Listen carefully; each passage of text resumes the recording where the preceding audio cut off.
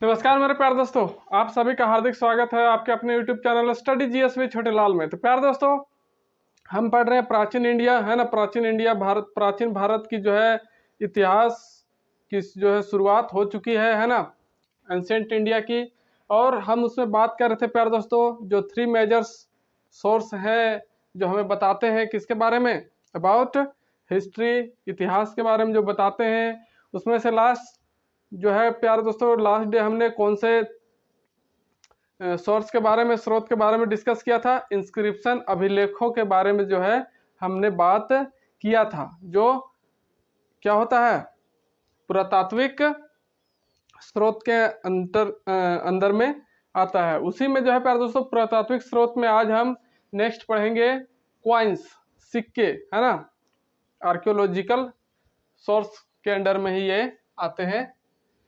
Coins, monuments and buildings, fossils, है ना, और स्टेचूज। तो इसके बारे में आज हम चलिए डिस्कस करते हैं, देखते हैं कि कौन कौन से क्वाइंस, कौन कौन से सिक्के कब जो है कहाँ चलाए जाते थे, कब, एंशिएंट टाइम में। ओके, तो पहले बात करेंगे प्यारे दोस्तों क्वाइंस की, सिक्कों की। तो जो सबसे ओल्डेस्ट क्वाइंस जो है इंडिया का प्यारे दोस्तों, भारत का सबसे पुराना सिक्का की बात की जाए तो उन सिक्कों को आहत सिक्के या फिर पंचमार्क सिक्के कहा जाता है। जो कब चलती थी? 500 शताब्दी ईसा पूर्व चलती थी, है ना। 5वीं शताब्दी, मतलब कह सकते हैं कि 500 ईयर्स बीसी। और इनिशियली मतलब कि शुरुआत में जो सिक्के होते थे प्यारे दोस्तों, उसमें देवी देवताओं के आकृतियां बनी होती थी। और उसके बाद फिर जो रूलर्स आए, जो शासक बने, उनके वहां पर आकृति होती थी या और डेट सब भी लिखा हुआ होता था, है ना। शुरुआत में सिक्कों में क्या देखने को मिलती है? देवी देवताओं की आकृतियां देखने को मिलती है। और फिर बाद में वहां के जो है रूलर्स और तिथियों के बारे में जानकारी मिलती है। और जो प्राचीन सिक्के होते थे प्यारे दोस्तों, वो कौन कौन से धातुओं के बने होते थे? सोना, चांदी, तांबा, कांस एवं सीसा। तो इस तरह से प्राचीन भारत में सिक्कों का प्रचलन था। और जो बने होते थे सोने के, चांदी के, तांबा के, कांस के और सीसा के। सीसा का जो है सिक्का चलाने वाला जो है प्यारे दोस्तों, है ना, सिर्फ सातवाहन वंश ही ऐसा था, इकलौता वंश, सातवाहन वंश, जो क्या चलाता था? शीशे के सिक्के, है ना। किसका सिक्का? सीसा का। अब बात करेंगे प्यारे दोस्तों कि जो गोल्डन कॉइन्स चलते थे, मतलब कि सिक्के जो है जो सोने के बने होते थे, वे कहाँ कहाँ चलते थे? इंडो ग्रीक्स, मतलब कि हिंदी यूनानी। ओके, हिंद यूनानी कह सकते हैं, मतलब कि भारत और यूनान में जो है, ग्रीक में जो है ये गोल्डन कॉइन्स चलते थे। इसलिए तो भारत को सोने की चिड़िया कहा जाता था, है ना। और शुद्ध सोने के जो सिक्के हैं सबसे पहले किसने चलाया था? कनिष्क ने चलाया था, जो कुषाण वंश का कुषाण काल में जो है वो, फिर कुषाण वंश का शासक था, है ना। शुद्ध सोने के सिक्के चलाने वाला प्रथम शासक या फिर सबसे पहले किसके शासन काल में चलाया गया था? कनिष्क के शासन काल में। ओके, अब बात करेंगे कि ये जो शुद्ध सोने के सिक्के हैं, फिर सोने के सिक्के मुसलमानों में जो है सबसे पहले, मुस्लिम शासकों में सबसे पहले किसने चलाया था? मोहम्मद बिन कासिम में। और उन सिक्कों को क्या कहा जाता था? दिरहम सिक्के। कौन से सिक्के? दिरहम सिक्के। उसके बाद जो डच आए, नीदरलैंड के अंग्रेज कह सकते हैं, उन्होंने भी सोने के सिक्के चलाए। और उनके सोने के सिक्कों को क्या कहा जाता था? पैगोडा सिक्के। क्या? पैगोडा सिक्के। और मैक्सिमम गोल्ड कॉइन्स जो है दोस्तों, ज्यादातर सोने के सिक्के जो है वो कौन से काल के मिले हैं? कौन से समय के? गुप्ता पीरियड के, गुप्त काल के, है ना। अब बात करेंगे प्यारे दोस्तों स्टेचूज की, मूर्तियां की, है ना। तो जो पहले की मूर्तियां हैं वो कैसे और कौन कौन से शैली की होती थी, उसके बारे में देखेंगे।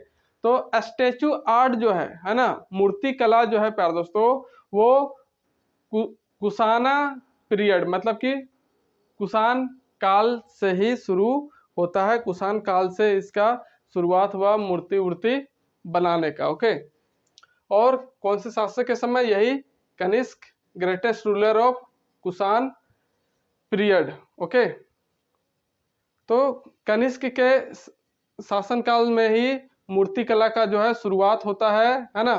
कौन से काल में? कुषाणा का पीरियड, मतलब कि कुषाण काल में। और सबसे पहले जो है मूर्ति बनाने का सबसे पहला मूर्ति किसका बनाया गया था? गौतम बुद्ध जी का, है ना, जो बौद्ध धर्म के क्या है? संस्थापक माने जाते हैं, संस्थापक थे, है ना। तो इन्हीं का जो है सबसे पहले मूर्ति मतलब मिलता है, सबसे प्राचीन मूर्तियों में से गौतम बुद्ध जी का, है ना। तो इसलिए बोला गया कि सबसे पहले किसका मूर्ति बना? गौतम बुद्ध का। उसके बाद जो ये मूर्ति बनाने की जो है शैली होती थी प्यारे दोस्तों, वो कौन से शैली की होती थी? एक तो गांधार शैली और एक मथुरा शैली। और ये गांधार शैली जो है प्यारे दोस्तों किससे प्रभावित थी? यूनानियों से, है ना, ग्रीक से। मतलब कि ग्रीक में ये गांधार शैली से मूर्ति बनाने की जो है कला चलती थी, वहीं से जो है प्रभावित होकर, वहीं से देख करके यूनानी मूर्ति बनाने की कला को भारत में भी लाया गया, जिसको गांधार शैली कहा जाता था। और फिर मथुरा शैली, ये अपने देश की ही शैली थी, कला था, इसलिए इसको स्वदेशी या फिर डोमेस्टिक शैली के नाम से जानते हैं, मथुरा शैली को। अब बात करेंगे प्यारे दोस्तों मॉन्यूमेंट्स, बिल्डिंग या फिर स्मारक एवं भवन। तो ये सब जो है प्यारे दोस्तों जैसे जैसे हमारा टाइम पीरियड जो है हिस्ट्री में बढ़ता जाएगा, एंशिएंट से मिडिएबल, वैसे वैसे इन चीज़ों को और डिटेल से हम देखते जाएंगे। अभी देख रहे हैं कि जैसे टेम्पल है ना, टेम्पल एक बिल्डिंग में आ जाएगा, मॉन्यूमेंट्स, है ना। तो ये जो टेम्पल जो है साक्ष्य है, सबूत है किसका? गुप्त काल का, जो 319 से 540 ईस्वी तक चला था। 319 से 540, तो गुप्ता काल का जो है, गुप्त पीरियड का, उसका जो है साक्ष्य सबूत ये मंदिर जो है अभी वो बताते हैं, है ना। मतलब कि गुप्त काल का एक साक्ष्य सबूत के रूप में मिलता है मंदिर। और प्रथम मंदिर जो है प्यारे दोस्तों बनाया गया था किसका? दशावतार मंदिर। कौन सा मंदिर? प्रथम मंदिर जो है दशावतार मंदिर, कहाँ? देवगढ़, ललितपुर, यूपी में, है ना। और फिर भारत में जो है प्राचीन काल में दो तरह की जो है बिल्डिंग्स या फिर मंदिर बनाने की जो है कला फेमस थी। कौन सी? एक नागर कला और एक द्रविड़ कला। कौन सी? एक नागर कला और एक द्रविड़ कला। नागर कला कौन सी कला होती थी? उत्तर भारत में बनी मंदिरें और स्मारक जो भी, और फिर द्रविड़ कला दक्षिण भारत में चलने वाला कला था। मंदिर, मंदिर, बिल्डिंग्स, ये सब बनाए जाते थे। और फिर 6ठी शताब्दी ईसा पूर्व में जो है प्यारे दोस्तों स्तूप का निर्माण होता था, स्तूप बनाए जाते थे। और ये स्तूप क्या होते थे प्यारे दोस्तों? बौद्ध धर्म में धार्मिक स्थल में से एक होता है स्तूप, है ना। बौद्ध धर्म में जो है एक क्या होता है? ये धार्मिक स्थल होता है। और ये जो धार्मिक स्थल है स्तूप, इसको क्या कैसे बनाया जाता था? बौद्ध भिक्षुकों के शरीर के अवशेषों से पवित्र इमारत बनाए जाते थे, उसी को बोलते हैं स्तूप। ओके, अब बात करेंगे प्यार दोस्तों फॉजिल्स के बारे में भी। जैसे जैसे हम पढ़ते जाएंगे हिस्ट्री, वैसे वैसे और जानते जाएंगे। तो फॉजिल्स क्या होता है कि अलग अलग काल की मिली प्राचीन अवशेष जो होती है ना।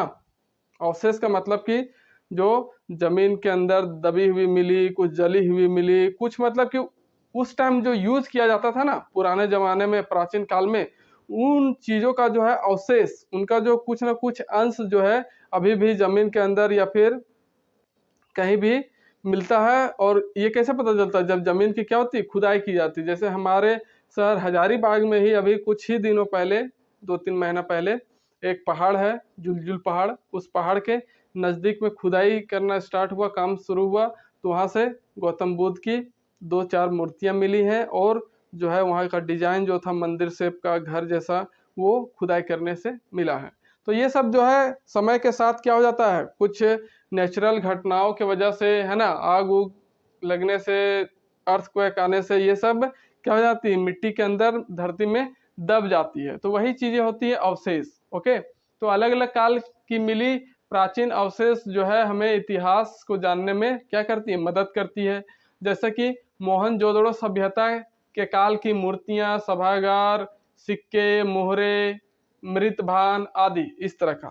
तो जब हम मोहनजोदड़ो सभ्यता पढ़ेंगे तो उसमें देखेंगे कि किस तरह के मूर्तियां, किस तरह के सिक्के, क्या क्या चीजें जो है मिली है, सारी चीजों के बारे में देखेंगे।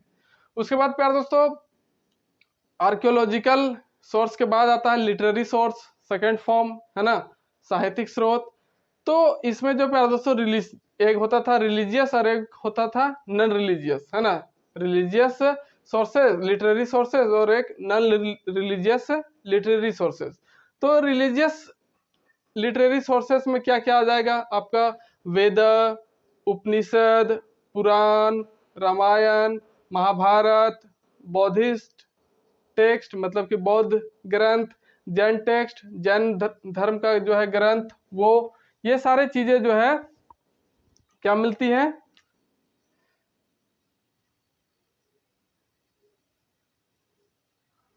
साहित्यिक स्रोत के रूप में मिलती है जो रिलीजियस होती है ना। तो कुछ हम एग्जांपल देख लेते हैं नॉन रिलीजियस का भी। ओके,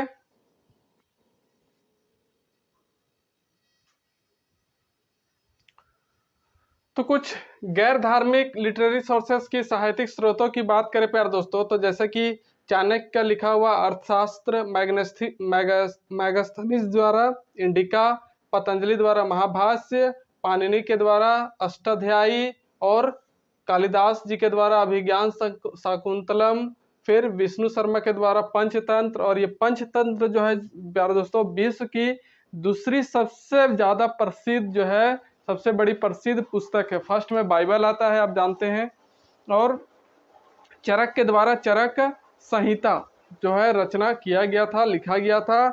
इस तरह से ये कुछ एग्जाम्पल थी गैर धार्मिक लिटरेरी सोर्सेज की। तो प्यारे दोस्तों अब हम नेक्स्ट वीडियो में, नेक्स्ट क्लास में डिस्कस करेंगे किसके बारे में, जो फॉरेनर जो थे, ट्रेवलर, उनके द्वारा जो है डिस्क्रिप्शन जो है लिखा गया है, अपना यात्रा वृत्तांत जो लिखे हैं उसके बारे में डिस्कस करेंगे। तो मिलते हैं प्यारे दोस्तों नेक्स्ट वीडियो के साथ, तब तक के लिए नमस्कार, जय हिंद, जय भारत, जय झारखंड।